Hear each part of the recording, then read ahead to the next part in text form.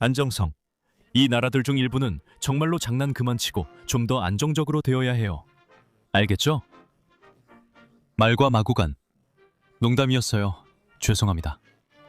세상에는 많은 나라가 있지만 모두가 똑같이 운영되는 건 아니고 모두가 같은 수준의 안정성과 제대로 기능하는 체계를 갖춘 것도 아니에요. 국가의 안정성을 판단하는 가장 큰 지표는 중앙정부가 영토를 실질적으로 통제하는지, 공공서비스가 제공되지 않는지, 광범위한 부패와 범죄가 있는지, 난민과 비자발적인 인구이동이 있는지, 그리고 급격한 경제적 쇠퇴가 있는지 등입니다. 본질적으로 이것들은 세 가지 주요 영역으로 나뉩니다.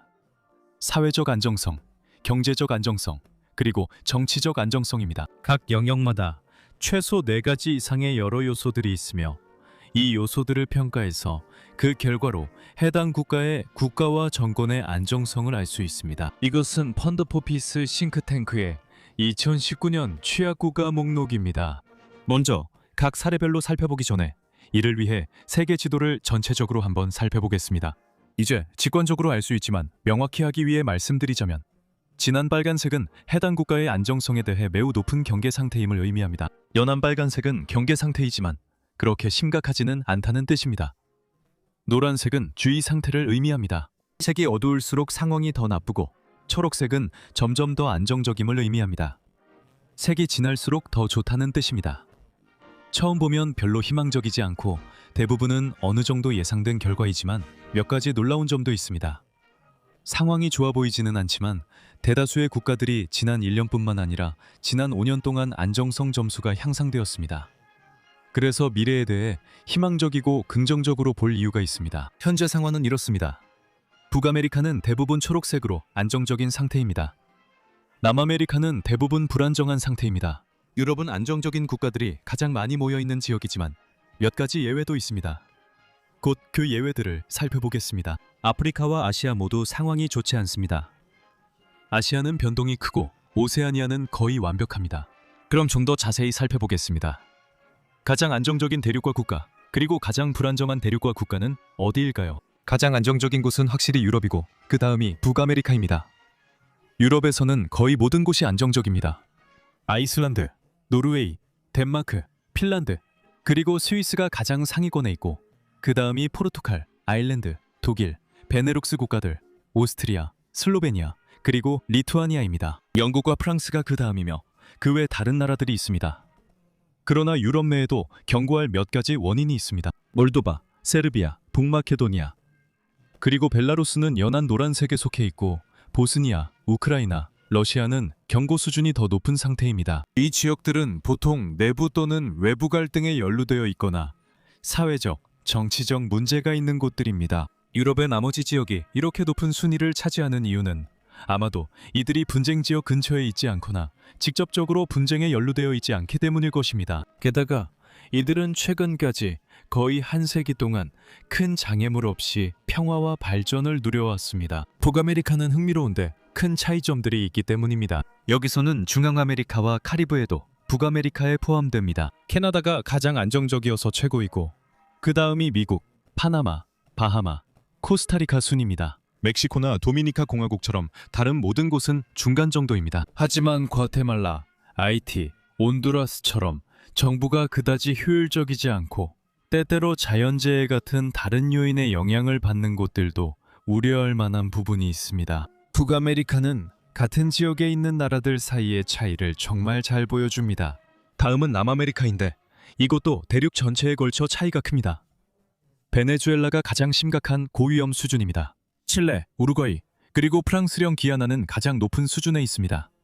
다만 프랑스령 기아나는 유럽 국가인 프랑스의 해외 영토이기 때문에 프랑스와 같은 수준을 가지고 있습니다. 칠레는 작년에 발생한 심각한 소요 사태들을 제대로 반영하지 않아 이상하게 높은 순위를 기록하고 있을 수도 있습니다. 남아메리카는 이 점에서 독특합니다. 남아메리카에는 몇몇 안정적인 나라들이 있으며 아르헨티나만 보통 수준으로 연두색 표시가 되어 있습니다.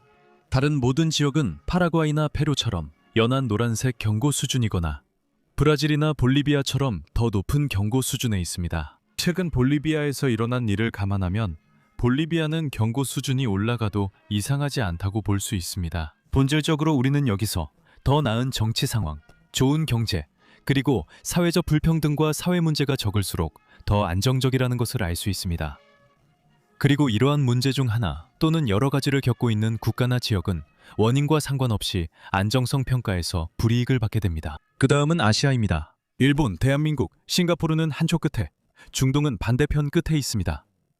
이는 지리적 안정성 면에서도 같습니다. 싱가포르는 지속 가능 단계로 평가됩니다. 일본과 대한민국은 세 번째로 높은 등급인 매우 안정적으로 평가됩니다. 한반도는 지리적 위치가 반드시 중요하지 않다는 훌륭한 예시입니다.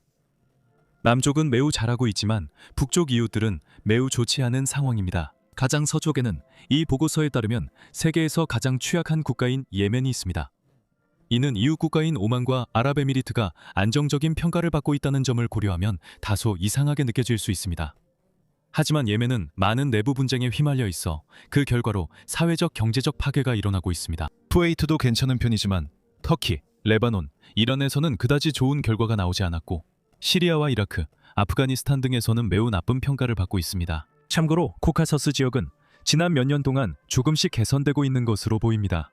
아시아와 가까운 독립된 대륙인 오세아니아 역시 가장 안정적인 지역 중 하나이며 오스트레일리아와 뉴질랜드는 대륙 내에서뿐만 아니라 세계 순위에서도 최상위권에 속합니다. 파푸아뉴기니의 상황이 좋지 않은 편이고 대부분의 섬들에 대해서는 데이터가 많지 않습니다.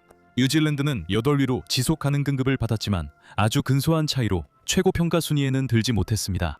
호주는 최고 평가 순위에 들었고 전 세계에서 5번째로 매우 지속 가능한 국가로 평가받고 있습니다. 매우 지속 가능하다는 평가는 전 세계적으로 단 7개국에만 주어집니다. 이 국가들은 7위인 캐나다, 아이슬란드, 호주, 덴마크, 스위스, 노르웨이, 그리고 핀란드입니다. 아이슬란드는 보안 부문에서 특히 좋은 성과를 내고 있고 핀란드는 인권과 법치주의에서 뛰어나며 덴마크는 공공 서비스에서 훌륭한 결과를 얻고 있습니다. 그리고 마지막으로 아프리카는 모든 대륙 중 가장 불안정합니다. 보시다시피 대부분의 국가는 빨간색이나 주황색이지만 희망적인 이유도 있습니다. 카보베르데, 가나, 나미비아는 일반적인 연한 노란색 경고만 있지만 콩고 민주공화국, 남수단, 소말리아는 매우 심각한 상황입니다. 그리고 이 세 나라는 세계에서 가장 불안정한 국가로 여겨지며 매우 높은 경계 수준에 있는 하위 5개국 중 3개를 차지하고 있습니다. 이 나라들은 예멘, 소말리아, 남수단, 시리아, 그리고 콩고 민주공화국입니다. 아프리카는 또한 전 세계에서 높은 경계 상태에 있는 단 4나라 중 3나라를 차지하고 있는데 그 나라들은 중앙아프리카 공화국, 차드, 수단, 그리고 아프가니스탄입니다. 차드는 엘리트 분열 지표에서 매우 나쁜 평가를 받고 있고 수단은 집단 불만 항목에서 최악의 결과를 보이고 있습니다. 아프리카 대륙에서 유일하게 안정적인 나라는 남쪽에 위치한 보츠와나입니다. 보고서에서 말하듯이 아프리카에도 안정의 섬들이 몇 군데 있습니다. 예를 들어 모리셔스처럼 작은 섬들도 있습니다. 결국 우리는 안정성을 대륙별로 구분할 수 있습니다. 유럽은 동쪽으로 갈수록 몇몇 예외를 제외하면 매우 안정적이고 오세아니아도 마찬가지입니다. 북아메리카는 대체로 괜찮으며 캐나다는 세계에서 가장 안정적인 나라 중 하나입니다. 카리브해와 중앙아메리카에는 몇 가지 문제가 있습니다. 남아메리카는 그다지 좋지 않은데 특히 베네수엘라, 볼리비아, 브라질 때문입니다. 그리고 칠레는 최근 그곳에서 일어난 모든 소동으로 인해 자료가 오래된 탓일 수 있습니다. 아시아는 전반적으로 중간 수준이지만 매우 불안정한 국가들도 있습니다. 특히 중동 지역이 그렇고 반면에 일본, 대한민국, 싱가포르, 아랍에미리트, 오만과 같은 긍정적인 사례들도 있습니다. 저는 몽골이 얼마나 안정적인지에 대해서도 놀랐습니다.